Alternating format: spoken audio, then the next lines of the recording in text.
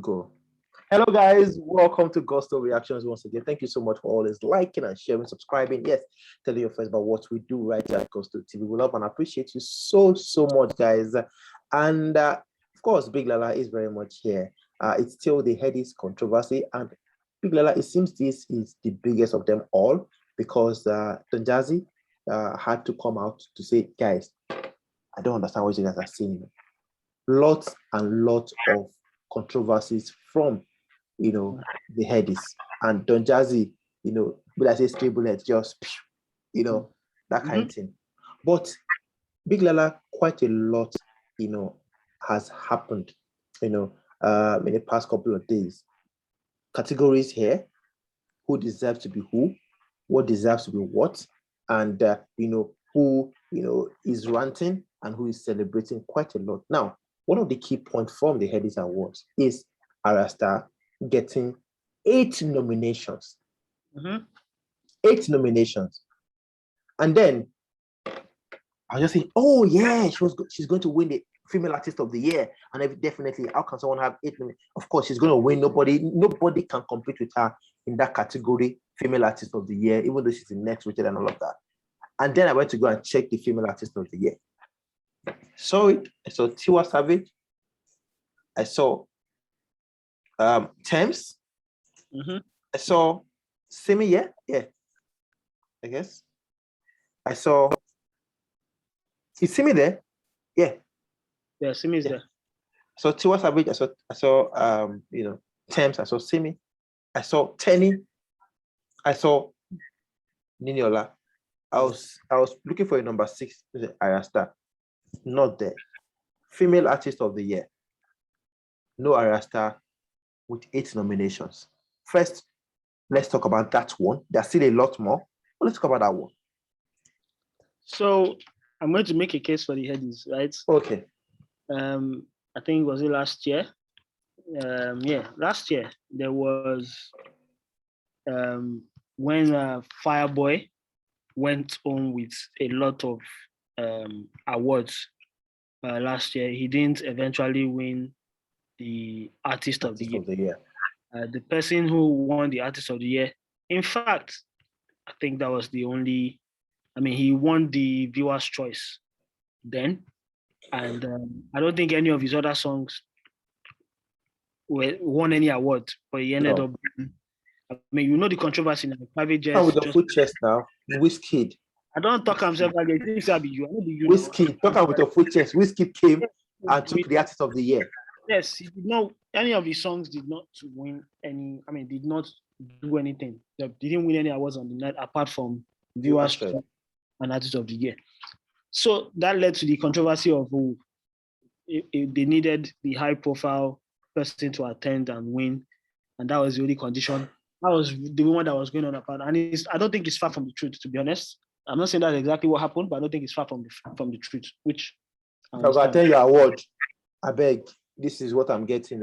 I don't want me to disgrace me for there. So that's this time right about now, he has deserving category. So if he wins, nobody will bat an eyelid. Yeah. And then there was Fireboy, who also went on with a lot of awards but didn't win Artist of the Year. I don't think he was even part of the next rated. Yeah, I don't think he was part of the next rated. Yeah, he had 2 albums that were in contention. Yeah, and then he won. What's it called? Omale won. Yeah, Omale won the next rated. Yeah, he wasn't there. He wasn't there. He wasn't part of it. So for Ayra Starr in this instance is in the next rated category. It would make no sense for the Headies to have Ayra Starr in the next rated, right? And also have her in the Best Female category. Now, let's not forget that this Best Female category is a new category. It used to be just Artist of the Year. Maybe because of the male dominance in that category, decided to split into 2 and have Best Male Artist and Best Female Artist. So this category is new. Now, by what you've said so far with 8 nominations, that's more than enough for anybody, to actually be nominated for the Best Female Artist of the Year. In fact, she had a better year than 3 or 4 people on that list. And I agree with you. this is where the whole confusion came from, because I think they had to prioritize what it is they wanted, what part they wanted Ayra Starr to go through. Does she want to go through being nominated the next fated to know that yes, she was in contention for the next fated? Or who decides that? Who decided that for her? But no, it's the organizers now. I just want to break down how they. So is it that they want her to go through that route? If she wins it, then we understand why she's the next fated, right? Or you want to say, oh no, she has become bigger than the next rated, and she should be competing in the main categories, e.g. the best, artist of the year female category, right? I think whoever was making a decision had to now think, okay, fine, which is going to be more prestigious for this girl to go. Does she stand more chance in this category or in this category? In the best female category, the major contender in there is Thames and Tiwa Savage for her. Those are the two major contenders in that category for her. In the next rated, the only reasonable person who is a contender that's going to give her hiccup is perhaps a Buju and maybe, arguably, let's say Zeno. Arguably, right? So these are the two options. Now, there's been a long time. It's been a long time that, all these ones are conspiracy in my own head. It's been a long time that the female has won the next rated category. All this talk of people saying Jazzy is buying nominations, is buying. Yeah, let's talk about that one. It's not like people are saying out of the clear blue sky. People are saying they are seeing moves. Ayra Starr is getting mobile nominations, not just Ayra Starr. She's getting nominations in some of these prestigious awards, right? Yeah. If we are meant to believe that, of course, she's all about that hype. She's up there. She's done more than enough to be there. Then her winning the next rated wouldn't bite an eyelid. So maybe it's a planning of, this girl has been, we know she's not going to win this one, but she's been nominated here, she's been nominated here, she's been nominated here, all in a bid for this next rated category. She has two things working for her. First thing is, Maven just have a way. They have a knack of winning this category when it matters the most for them. Did Rema win that year now? Did he win it? Yeah. Rema won. What's his Ricardo Banks. Ricardo Banks. We know the controversy that followed suit. I don't think there's only dispute with Rema's win anyway. Yeah. Who's going to be the next Maven product of this year to win it? Who's more likely? It was either going to be a Vuga or an Ayra Starr. Both are nominated for that. And both are nominated. So they have two artists in that category. And when they are nominated, there's usually a high chance for them to win that category when they are nominated. That's why people feel, Don Jazzy has a knack of buying or, getting favors. Putting his artists in these places so that they can win awards. We saw that when Ricardo Banks and Dija. No, I'm even talking generally before awards. Okay. Ricardo Banks, Dija, all three of them at once got Glow endorsements in their first year of being under Maven. It wasn't like they had become the biggest of stars, but they had those endorsements. That showed the workings of somebody who has his influence in the right places, right? That has gone. In terms of awards, we saw what happened with Ricardo Banks. We know that with Ricardo Banks and Lil Kesh, right? Ricardo Banks over the years has held his own as an artist, have proven to be arguably more successful than Lil Kesh over the years. We understand that. But at that very moment, it was never clear cut. It was never clear because Lil Kesh could have won and nobody would have complained. Remember, I think it was clear cut. There was not really any there's nobody who was going to really come against Rema winning that year. Now we have Ayra Starr and Vuga. I and somebody that we've always had this discussion together, we are waiting for that day. We want to see exactly what's going to happen because I have a feeling he has a feeling that Ayra Starr is going to win and is going to prove his point that the Jazzy or the Mavens know how to influence this thing to go their way. unfortunately for Ayra Starr, that is going to be what the discussion will be. On her, yeah. Now, it's unfortunate, but that's Big Lala. According to the discussion I had with someone, actually, there's been lots of talks about this whole Ayra Starr not getting nominated the Female Artist of the Year, and then getting nominated in the next rated. Now, having 8 nominations, you should normally, any right-thinking person would just go to the list of best female and then expect to see Ayra Starr to click or to vote or to do anything. But not seeing her there.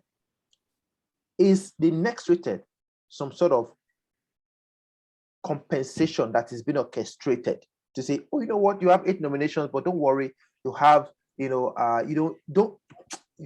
best female, leave that one, Jare. Don't worry. Come on. This next rated, is where you're like, I mean, it's just playing in my head. What do you think? Can it be orchestrated, or is it being orchestrated to actually compensate for, don't worry about this whole best female and everything. This one is the cocoa that you should focus on. So you have to ask yourself, right, which is more prestigious? Next rated, definitely. You see what I'm saying? That's whoever is making a decision would make a decision in the best interest of whoever they are nominating, right? Best female, artist of the year, female, is a new category. Nobody gives 2 claps, to be honest, because it's new. If anybody wins, it's fine. But it's the first time they've created that category, best female. It doesn't even have the history of a next rated. It's meant to be a bigger award, but it doesn't have the history, right? Regardless if she's been nominated 8 times, if she's going to be in the next rated, there's no way you want to put her in the best female category. There's no way. You can't put her there. There's no point, if I would say. There's no point putting her there in that best female category, because if you put her there, that means you say she's bigger than the next rated. And where it does get confusing is Headies changing their rules. They changed their rules and said, okay, they're going to now consider people who have released albums for next rated. Yes, they changed it this year. That's where the whole thing. That's when sometimes all these conspiracy starts adding up, because Headies themselves changed their rules this year and said they will now consider people who have released albums for the next rated category. So by the time the award comes around, and what's his name? What's her name? Ayra Starr. If she wins it, that's why I said it's going to be unfortunate. But that discussion is going to be what it is, and you won't be able to defend it. You won't be able to defend it because too many things have changed. Too many things don't add up in her winning.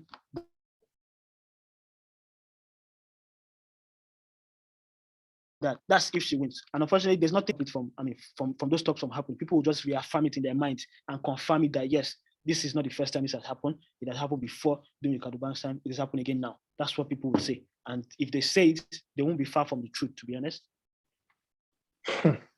Yeah, I actually do not have much, to say. It's a lot of kalo. It's revealing. It's also confusing as well, at the same time. So it goes like this. You see clearly. It goes like this. You're not seeing anything again. It's really, I think the end, would definitely reveal the whole thing. The awards is going to be, very soon.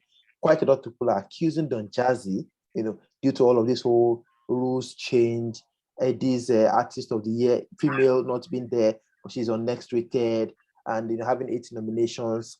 Me, I still don't understand how someone has 8 nominations and is not, Anyways, shout out to everyone.